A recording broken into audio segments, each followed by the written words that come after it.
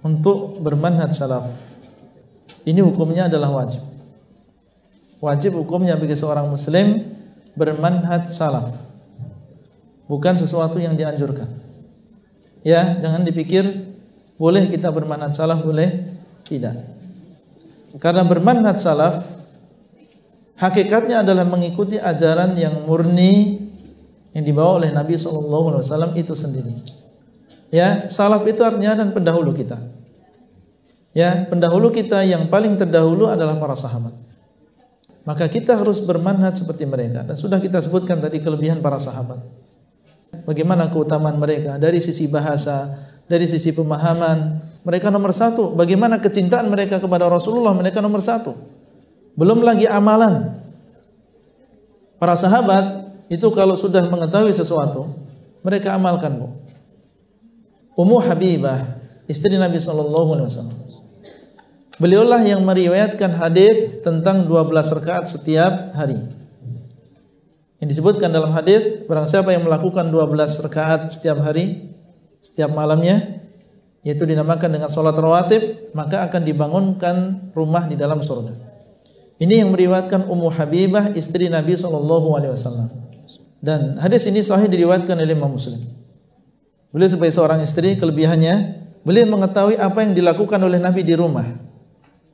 Nabi gimana sholat rawatib? Karena saat itu beliau rawatibnya bukan di masjid, tapi di mana? Di rumah. Beliau kalau sebelum subuh 2 rakaat. Ya, sebelum zuhur 4 rakaat. Pulang dari zuhur beliau sholat lagi di rumah, dilihat 2 rakaat. Jadi ngelihat, ini namanya istri yang cerdas. Melihat karena suaminya seorang nabi, maka dia berusaha untuk memperbaiki dirinya menjadi orang yang pertama kali dapat faedah. Dilihat, bukan hanya nunggu begitu saja. Ya, melihat bagaimana dia beribadah. Ketika pulang zuhur, sholat 2 rakaat.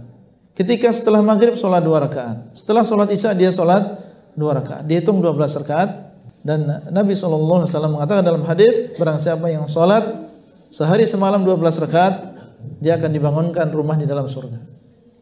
Apa kata Ummu Habibah? Beliau mengatakan, aku tidak pernah meninggalkan 12 rakaat ini semenjak aku mendengarnya dari Rasulullah SAW.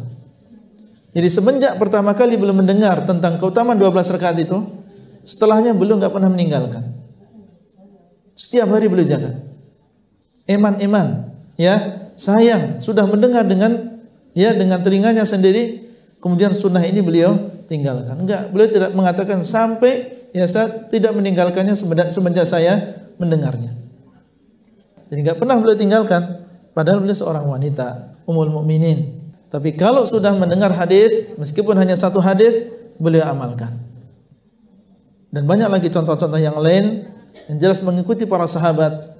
Ini adalah sebuah kewajiban dan ini adalah cara kita untuk bersatu di dalam agama. Tidak ada jalan keselamatan bagi kita kecuali mengikuti para sahabat. Hadis tentang perpecahan umat, semuanya masuk neraka kecuali satu golongan. Ternyata golongan tadi sangat erat hubungannya dengan para sahabat. Karena mereka berjalan di atas jalan mereka, ya mengikuti sunnah mereka, ya ini yang selamat.